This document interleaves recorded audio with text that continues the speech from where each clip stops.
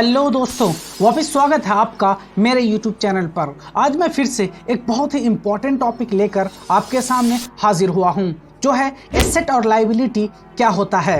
ये दोनों ही शब्द अकाउंटिंग से जुड़े हैं। अगर आपको फाइनेंशियल फ्रीडम चाहिए तो आपको एसेट और लायबिलिटी के बारे में नॉलेज होना बहुत ज़रूरी है, क्योंकि ये दोनों ही शब्द पर्सनल फाइनेंस के ही पार्ट हैं। चूंकि ये दोनों ही शब्द एक दूसरे के अपोजिट है, इसलिए अक्सर देखा जाता है कि इन दोनों वर्ड्स में हमेशा कंफ्यूजन बना रहता है। तो आज हम आपका ये कंफ्यूजन दूर करेंगे और एग्जाम्पल के माध्यम से बहुत अच्छी तरह से इन दोनों शब्दों का मतलब समझा देंगे। अगर आप इन्वेस्ट करते हैं शेयर मार्केट में या आप इन्वेस्ट करने के बारे में सोच रहे हैं तो आपको इन दोनों ही शब्द के बारे में ज़रूर जानना चाहिए। मैं इस वीडियो में एसेट और लायबिलिटी से रिलेटेड सारी जानकारी आपको दूंगा, इसलिए आप इस वीडियो को अंत तक देखिए ताकि आपको कंप्लीट इन्फॉर्मेशन मिल जाए और फ्यूचर में कभी भी आपको एसेट और लायबिलिटी में कंफ्यूजन ना हो।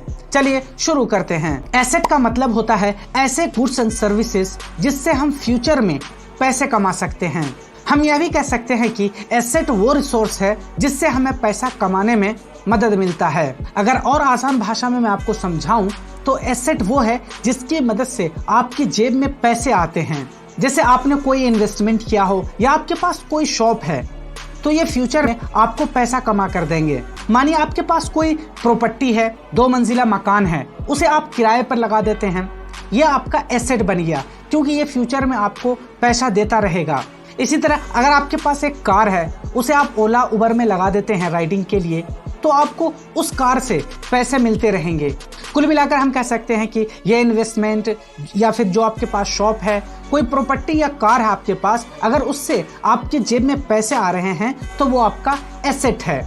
ये एसेट भी 2 प्रकार के होते हैं। एक होता है फिक्स्ड एसेट्स, जबकि दूसरा होता है करंट एसेट्स। फिक्स्ड एसेट का मतलब होता है ऐसे गुड्स एंड सर्विस जो हमें लंबे समय तक प्रॉफिट देते रहते हैं।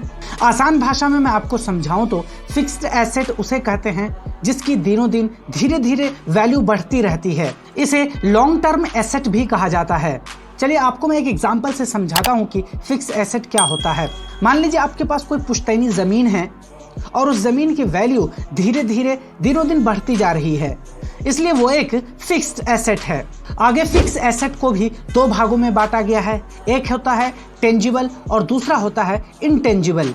टेंजिबल फिक्स एसेट ऐसे एसेट होते हैं जिन्हें हम देख सकते हैं, जिन्हें हम छू सकते हैं, यानी ऐसा एसेट जो फिजिकली प्रेजेंट हो आपके सामने, जैसे कोई पुश्तैनी ज़मीन हो, कोई आपका घर हो या कार हो, इसे टेंजिबल फिक्स एसेट कहते हैं। इंटेंजिबल फिक्स एसेट उसे कहते हैं जिसे हम न देख सकते हैं और न ही छू सकते हैं, यानी कि ऐसे फिक्स एसेट जो फिजिकली प्रेजेंट ना हो। एक एग्जांपल से मैं आपको समझाता हूँ। मान लीजिए आपने बैंक में पैसे जमा करवाए तो ये आपका इंटेंजिबल फिक्स एसेट कहलाएगा, क्योंकि वक्त के साथ इसकी वैल्यू बढ़ेगी और फ्यूचर में आपको इंटरेस्ट के साथ सारे पैसे वापस होंगे। यहाँ जो आपका प्रिंसिपल अमाउंट था उस पे आपको इंटरेस्ट भी ऐड होकर आपको मिलेगा पैसा। एक दूसरे एग्जांपल से मैं आपको समझाता हूँ। आपने किसी को लोन दिया तो ये आपका इंटेंजिबल फिक्स एसेट होगा, क्योंकि जब तक वो व्यक्ति आपको लोन नहीं चुकाता, आपको प्रिंसिपल अमाउंट नहीं दे देता, तब तक वो आपको इंटरेस्ट देता रहेगा और अंत में आपने जितना भी लोन में पैसे दिए थे उससे कहीं ज्यादा आपको रिटर्न होगा। करंट एसेट्स का मतलब ऐसा एसेट्स होता है जिसको कम समय में ही रुपयों में बदलना होता है। अगर करंट एसेट को ज्यादा समय तक अपने पास रखेंगे तो उसकी वैल्यू 0 हो जाएगी, इसलिए इसे शॉर्ट टर्म एसेट्स भी कहते हैं, क्योंकि इसे थोड़े समय तक ही आप अपने पास रख सकते हैं। चलिए मैं आपको एग्जांपल से समझाता हूँ करंट एसेट्स के बारे में। आपके पास एक किराने की दुकान है और उसमें बहुत सारी चीज़ ऐसी है जो खाने पीने वाली है और उसमें एक एक्सपायरी डेट भी लिखा हुआ है। अगर आप इन सामान को जो खाने पीने वाली है और उस पर एक्सपायरी डेट भी लिखा हुआ है ज़्यादा दिन तक उनको अपने पास रखते हैं तो उसकी वैल्यू 0 हो जाएगी, क्योंकि एक्सपायरी डेट वाले सामान को कोई भी कस्टमर नहीं खरीदता है। अभी तक आपको मैं एसेट्स के बारे में जानकारी दे रहा था। चलिए अब मैं आपको लायबिलिटी के बारे में जानकारी दे देता हूँ। लायबिलिटी का मतलब होता है ऐसा पैसा जिसे आपको दूसरे पार्टी को देना होता है।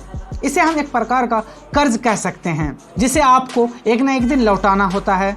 एक और जहां एसेट्स में हमारे जेब में पैसे आते हैं, जबकि दूसरी ओर लायबिलिटी के द्वारा हमारे जेब से पैसे जाते हैं। अगेन लायबिलिटी को भी दो भागों में बांटा गया है। एक होता है नॉन करंट लायबिलिटीज, जबकि दूसरा होता है current liabilities. Non current liabilities का मतलब होता है ऐसी लायबिलिटीज या ऐसी भुगतान जो हमें लंबे समय के बाद चुकाना होता है। एक एग्जांपल से मैं आपको समझाता हूं। आपका कोई दुकान है और आपने दुकान के लिए लोन लिया है, तो आपको ज़्यादा समय दिया जाएगा उस लोन को चुकाने के लिए, जैसे 5 या 10 साल के लिए। इसी तरह आपने अगर कोई एजुकेशन लोन लिया है तो उसके लिए भी आपको मैक्सिमम 5 साल तो दिए ही जाएंगे। इसलिए इसे नॉन करंट लायबिलिटीज कहते हैं और इसे लॉन्ग टर्म लायबिलिटीज के नाम से भी जाना जाता है। एक दूसरी टाइप की लायबिलिटीज होती है जिसे हम करंट लायबिलिटीज कहते हैं। इसका मतलब होता है बहुत ही कम टाइम में या एक लिमिटेड टाइम में ही हमें भुगतान करना पड़ता है। इसी वजह से इसे शॉर्ट टर्म लायबिलिटीज कहते हैं। चलिए मैं आपको एग्जांपल से समझाता हूँ। मान लीजिए आपको कोई स्कूल फीस चुकाना है या कोई इलेक्ट्रिसिटी बिल आपको चुकाना है या फिर अपने किसी वर्कर को पेमेंट देना है। ये सभी पेमेंट आपको एक लिमिटेड टाइम के अंदर ही चुकाने होते हैं। जैसे इलेक्ट्रिसिटी बिल आ गया तो ड्यू डेट के अंदर ही आपको इलेक्ट्रिसिटी बिल जमा करने होंगे। इसी तरह आपके वर्कर ने अगर सुबह से लेकर शाम तक काम किया तो काम खत्म होते ही शाम को आपको उसे पेमेंट करना होता है। इसलिए इसे करंट या शॉर्ट टर्म लायबिलिटीज कहते हैं।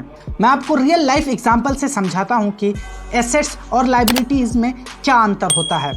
मान लीजिए आपके पास 2 मंजिला कोई मकान है या फिर आपके पास कोई कार है।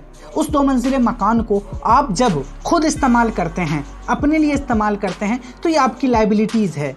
या फिर आपके पास कोई कार है तो आप उसे अपने पर्सनल काम के लिए यूज़ करते हैं, तो ये आपके लिए लायबिलिटीज़ है। क्यों कि आपको उस घर को या उस कार को टाइम के साथ मेंटेनेंस करना पड़ेगा, उसमें खर्च आएंगे।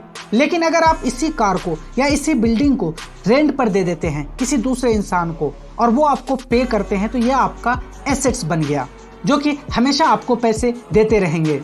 इसी तरह अगर आपकी 2 मंजिला मकान है, आप फर्स्ट फ्लोर पे खुद रहते हैं और दूसरे फ्लोर को आपने किराए पे लगा रखा है, तो यहाँ एक ही प्रॉपर्टी एसेट्स और लायबिलिटी दोनों हैं। चलिए अब मैं आपको इस पूरे वीडियो को समराइज करके बता देता हूँ। सबसे पहले मैंने आपको एसेट और लायबिलिटीज के बारे में बताया। एसेट्स 2 टाइप के होते हैं, फिक्स एसेट्स और दूसरा होता है करंट एसेट्स। आगे फिक्स एसेट को फिर से 2 भागों में बांटा गया था, जिसमें होता एक था टेंजिबल फिक्स एसेट और दूसरा था इनटेंजिबल फिक्स एसेट्स।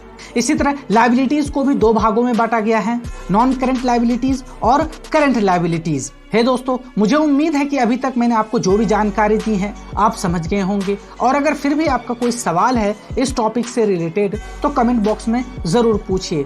मैं अपने इस YouTube चैनल पर इसी तरह के investing and finance, environment and ecology, social issues और साइंस एंड टेक्नोलॉजी से रिलेटेड वीडियोस बनाता रहता हूं। अगर आप ऐसे वीडियोस देखने में इंटरेस्टेड हैं तो मेरे इस YouTube चैनल के प्लेलिस्ट को ज़रूर चेक कीजिए, जहां मैंने बहुत सारे वैल्यूएबल इन्फॉर्मेशन आपके साथ फ्री में शेयर किया है। अगर आपको ये वीडियो अच्छी लगी है तो please like, share and subscribe ज़रूर कीजिएगा।